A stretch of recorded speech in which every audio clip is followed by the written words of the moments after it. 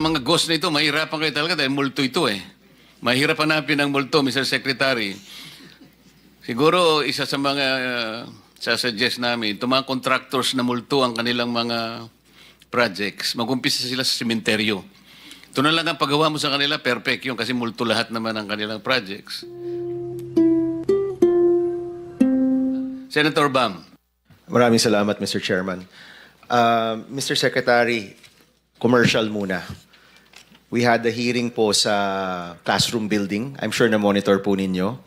Hiningi po namin sa DPWH ang detailed unit price analysis, detailed breakdown of costs, bill of materials, standards and specifications, and the MOA between DPWH and DepEd regarding classroom construction, terms of reference, and other related DepEd and DPWH orders.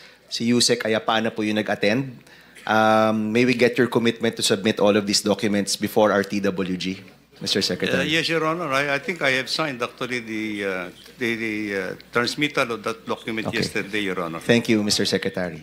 Ito po yung mga tanong ko. So, magkano po sa ating NEP ang flood control po for 2026? I think it's about 243 billion. Okay. Itong 243 billion for 2026, Mr. Secretary, ito ba ay nakalapat dun sa mga areas na pinaka-flood prone? Or may makikita pa rin tayo mga proyekto na wala sa mga top areas? That amount is distributed all over the country in each legislative district. I'm afraid, Your Honor. So, Mr. Secretary, ibig sabihin, whether yung lugar ay flood prone o hindi, meron silang pang flood control project.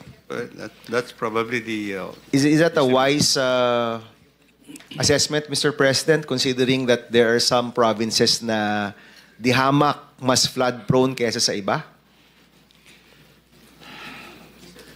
Well, what I can only say, Your Honor, is actually these are actually the local priority projects that have been proposed per legislative district. Okay. So you're saying, Mr. President, ito yung request ng mga kongresista, no? Yes. At mga maybe mayors and governors as well, or just congressmen? Mostly, well, I don't know how the considerations from the local governments, but as far as I know, these are actually the projects that are incorporated in the allocation for each legislative district, Your Okay. Honor. Ayan mga kababayan, grabe isipin nyo po yung project ng gobyerno, tapos itong kongreso yung umahawak ng budget. Ang ginagawa po nila, itong mga project ng government, ang ginagawa nila para magkapera at magkagatas sila, itong pera ng project, hahanap sila ngayon ng mga kontraktor na posibleng gagawa ng mga project na ito. Ang nangyayari mga kababayan, halimbawa po, ang worth ng project ay 50 billion. Ang mangyayari niyan, itong congressman na ito, siya din yung kontraktor. Mga kababayan, may mga sinasabi din na mga mayor na ilan, sila din yung kontraktor mga kababayan. So itong mayor sa congressman magkakasabwat ito. So ang ginagawa pa ng DPWH daw, sinabi na rin ni Marcoleta ito, na di umano, mga kababayan, sila din ang may pakana ng mga gumagawa ng project. So ibig sabihin, may sariling kumpanya, itong DPWH, na silang gumagawa ng mga project. Ibig sabihin mga kababayan, sila din ang kumukubra ng pera ng gobyerno na sana ito yung ginagamit nila na ipagawa sa mga project ng mapapakinabangan ng taong bayan. Isipin nyo mga kababayan yung harap-harapan na pagnanakaw ng mga ito. Harap-harapan na niloloko tayo. Tapos makaturo kayo kay Sara Duterte, akala mo kayong mga nagtuturo, hindi kayong mga korap. Isipin nyo, si Sara Duterte, hindi nyo napatunayan. Sa COA, malinis siya. Malinis din sa Korte Suprema. Dahil labag sa batas itong ginagawa niyong pang-uusig. Ngayon, itong mga flood control project na ito, lumalabas ang katotohanan na grabe kayo mga rap. Grabe kayo mga hinayupak kayo. Sana makarma kayo. Kaya sabi ni Marcoleta, kayong DPWH at itong kontraktor nyo, gumawa kayo ng project doon sa sementeryo. Kasi yung mga project nyo, patay naman ng mga project nyo. Isipin nyo, mga kababayan, baha-baha ang Metro Manila, mga probinsya ng Bulacan. Lahat po mga kababayan, halos buong Pilipinas po kasi nationwide, itong flood control project na pinagmamalaki ni BBM na 5,500 ang project na ipinagawa. Anong nangyari? Binulsa lang ng mga buhaya. Ang tindi ng mga buhayang ito, mga kababayan, mga buwakan ng inang mga ito. Ang gaganda ng mga buhay. Naka-aircon. Grabe mga sasakyan ang mamahalin. Bahay nila, mamahalin. Relos, ang mamahal. Mga kababayan, yung mga anak nila, tigi isang kotse. May mga bodyguard pa, ang mga animal. Grabe Hindi mga kaya, ito. Mr. Secretary, since nandito na rin po tayo, yung presidente na po mismo ang nagtawag ng investigasyon at nag-audit po tayo, hindi ho ba, we have time, we actually have a few months left, hindi ho ba mas magandang i-reallocate natin itong 243 billion base sa pinaka-flood-prone areas? Parang doon na rin naman tayo papunta, no? Mr. Chairman, di ba? Doon na rin tayo papunta. Hindi ho ba, may oras pa naman na baguhin ito at i-allocate natin siya sa mga lugar na pinaka-flood prone. Do you welcome that, Mr. Secretary? Well, yes, Your Honor, if that would be the consensus of... Okay. Ang hihingin siguro natin, Congress, Mr. Secretary, meron na tayong top areas na flood prone. Tama po, no? By province. Yes po. Baka po gusto nyo, i-break down nyo po yan by municipality or by city para pwede ho nating ma-allocate yung flood control base po talaga sa pangangailangan. Alam nyo ba mga kababayan, kung sana walang korap sa ating gobyerno, itong Pilipinas na ito, matitino yung mga opisyal natin, nagagawa sila ng matino para sa mga project. Bakit ang Japan mga kababayan? Dati, ang Japan po, nung unang panahon talagang binabaha ito. Pero ang ginawa po ng mga Japanese, gumawa po sila ng paraan para yung baha sa kanila mawala. Ang ginawa po nila mga kababayan, gumawa po sila ng flood control tunnel na itong baha na tubig na ito, doon na pupunta yung tubig. Kaya yung Japan, 90% ng baha ay na-overcome nila, mga kababayan. Tignan po natin ha. Baka sabihin nyo, tayo ay nag-aano dito, nagjo-joke na naman. Baka sabihin nyo, ako'y gumagawa ng kwento. Tignan po natin mga kababayan ha. Baka sabihin nyo, nagjo-joke po tayo. Hindi po tayo nagjo-joke. Hahanapin po natin itong flood control ng Japan. Tignan po natin mga kababayan para po malaman nyo na talagang sila ay matitinong mga opisyal ng gobyerno nila. Ito po mga kababayan ha, tignan nyo po ito. Itong flood control project ng Japan. Ito po mga kababayan. Flood tunnel. Tignan nyo po sa Tokyo. Tokyo. Bibilib po kayo dito mga kababayan. Talagang ang gobyerno ng Japan ay nag-i-invest para sa kanilang kinabukasan. Tignan nyo po yung pagkakagawa. Talagang gigantic at napaka-intelihente. Ito po mga kababayan. Tignan nyo po. Ito po ha, papakita ko lang saglit mga kababayan ha. Para po malaman nyo na talagang pwede pala. Pwede palang gawin ito sa Pilipinas. mga kababayan, ito po, tingnan nyo po. Talagang makikita nyo po dito. Ipapakita ko sa inyo itong very incredible na project ng Japan na ito. Talagang pati kayo, bibilib kayo dito mga kababayan. Kung kaya ng Japan, kaya din nating mga Pilipino. Kung ang mga natin, mga nagpapalakad ng gobyerno natin ay hindi corrupt. 'Di ba mga kababayan? Kakayanin ng Pilipinas na magpagawa ng ganitong project.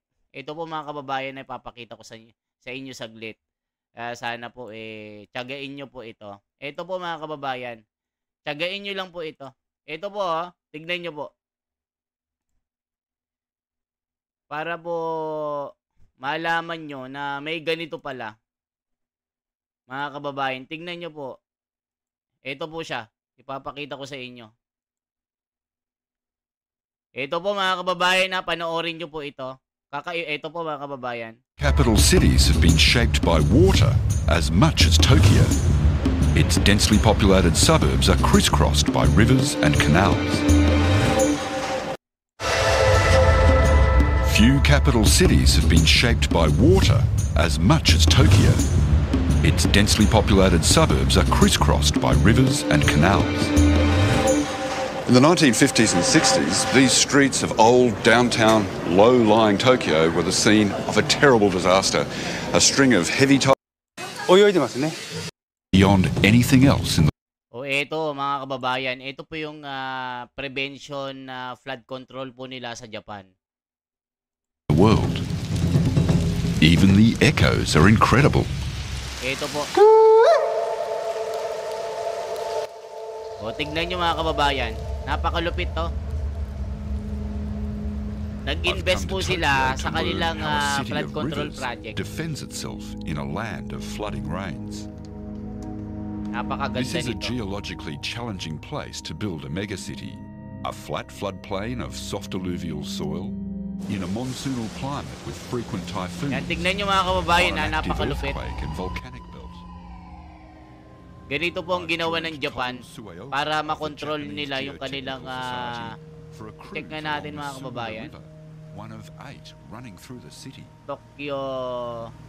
東京は今後そういう地球温暖化とか洪水 Ito mga kababayan, napakita ko sa inyo ha. Ito po yung ito.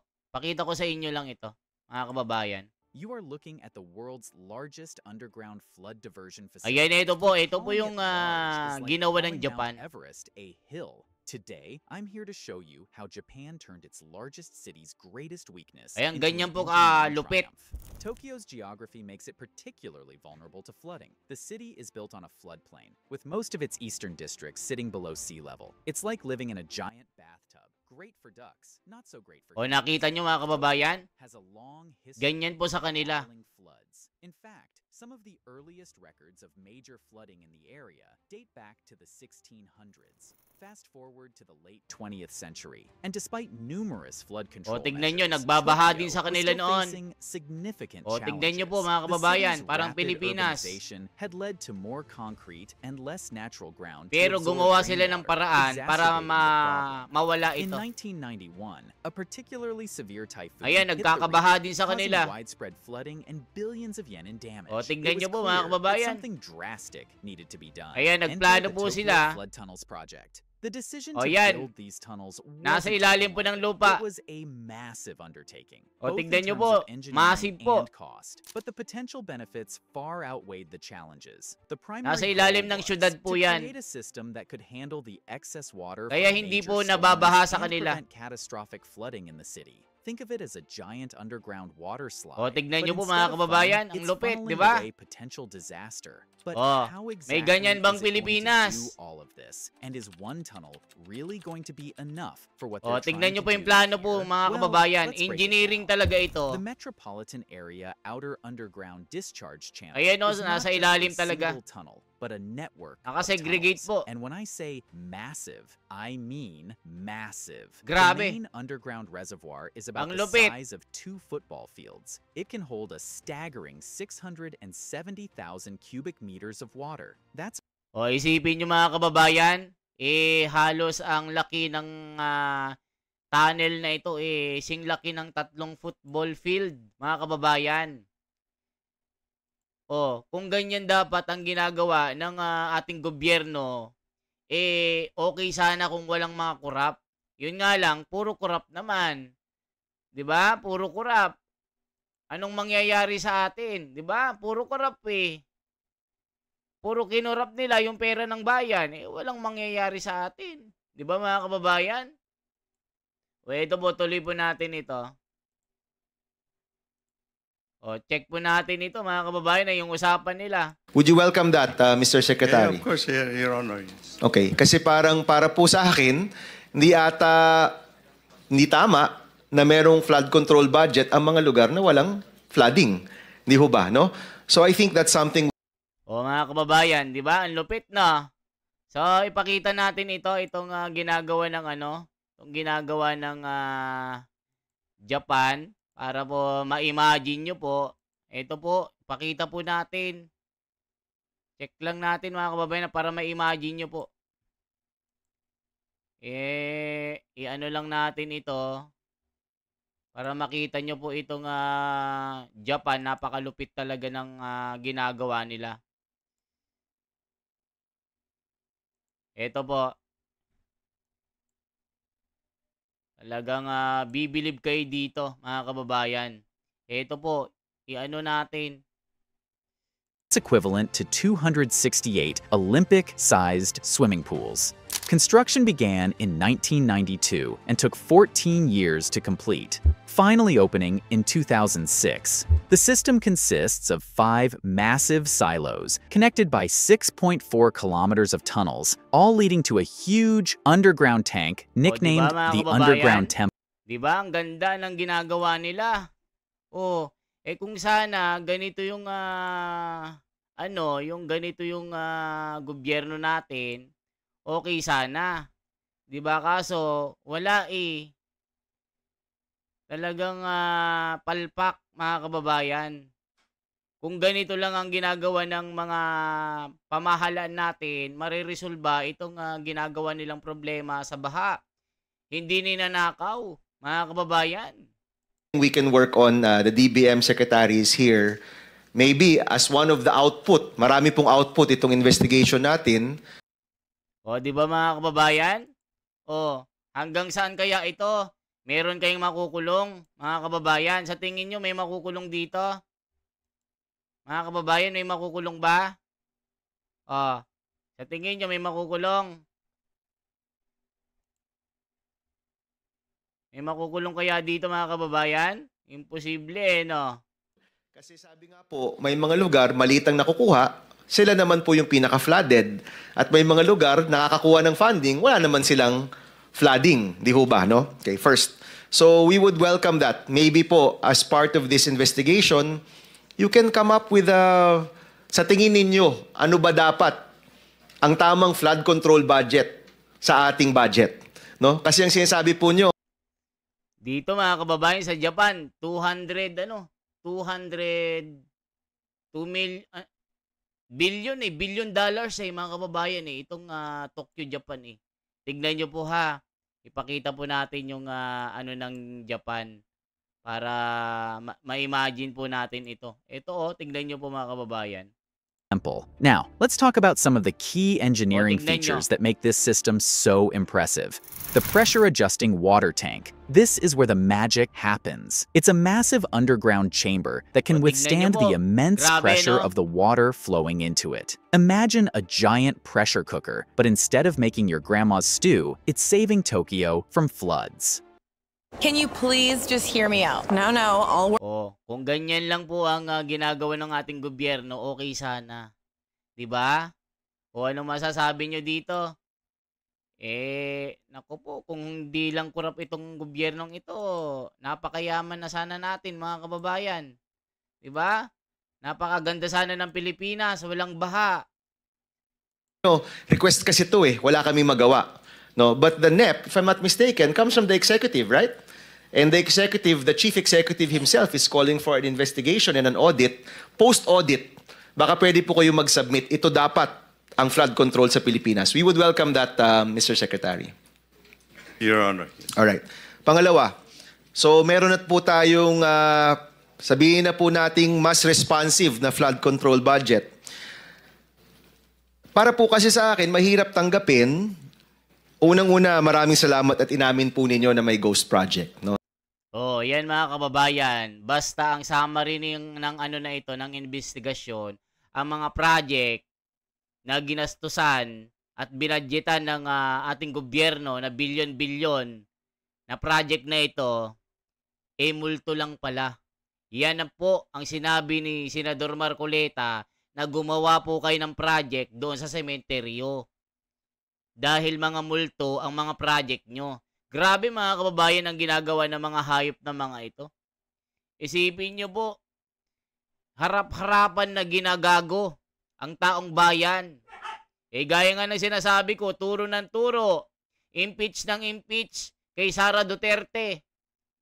Tapos ang sinabi ni BBM, mahiya naman kayo, palakpakan ang mga buhaya na nasa harapan ni BBM. Kaya mahiya kayo. Alam niyo yung mga sarili niyo. Kayo ang gumatas. Kayo ang nagnakaw ng pera ng bayan. Dapat kayo ang ma-impeach itong mga nagnakaw ng pera ng bayan na ito. Turo ko ng turo kay Sara Duterte. O ngayon, lumalabas ang katotohanan na si Sara Duterte malinis sa COA. O mga kababayan, nung masasabi nyo, di ba yung isa nating update muntik mamartilyo itong kontraktor na ito na akala mo lasing, akala mo adik, akala mo lutang, akala mo nakatira ng katol. Hindi alam ang sinasabi.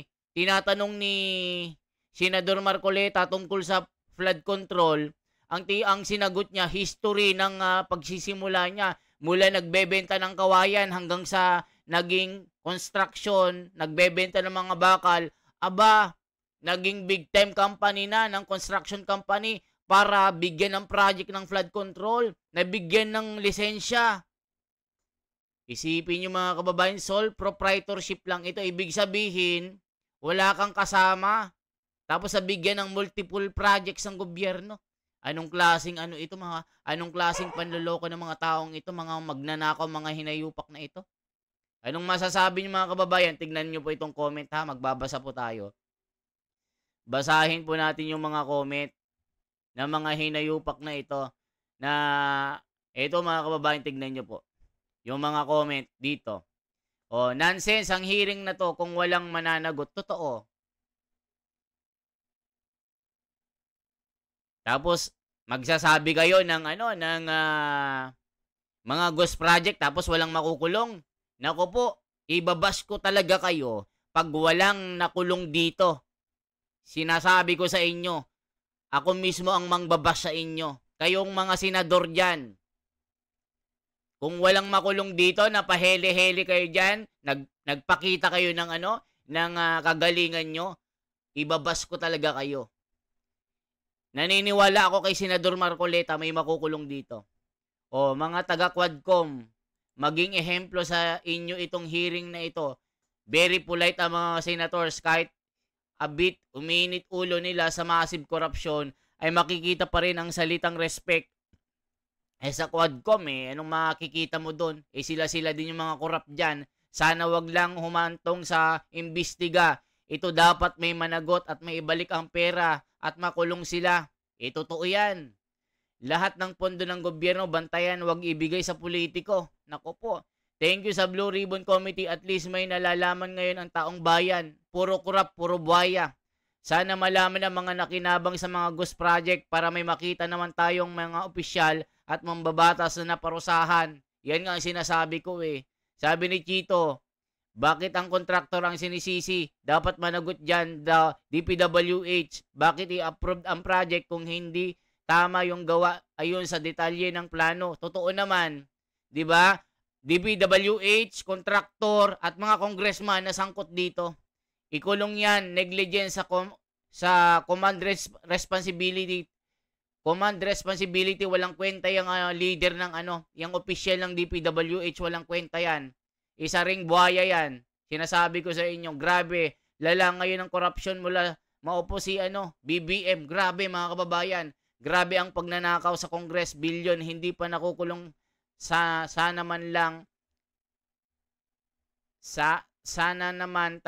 samantalang ang mahihirap kung magnakaw lang ng konti makukulong agad. Saan na ba ang batas sa Pilipinas?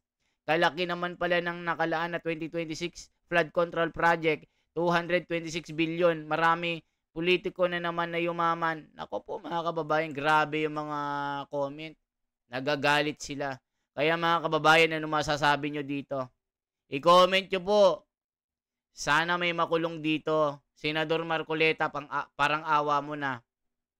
Ikaw ang aming sandigan. Ikaw ang aming senador dyan. Ikaw yung nakakaalam ng tunay na batas dyan. Sana po may makulong dito. Maraming salamat po sa inyo, mga kababayan. Yan lamang pong aking bahagi. Kayo naman ang mag-react dito. Sa mga opisyal ng gobyernong ito, mga kontraktor, DPWH, sila din yung mga nagnegosyo para kumita dito para yung project na ito maibulsa nila mga kababayan. Yan lamang po ang aking bahagi. Ako si The Wonders Philippines, sa buhay po.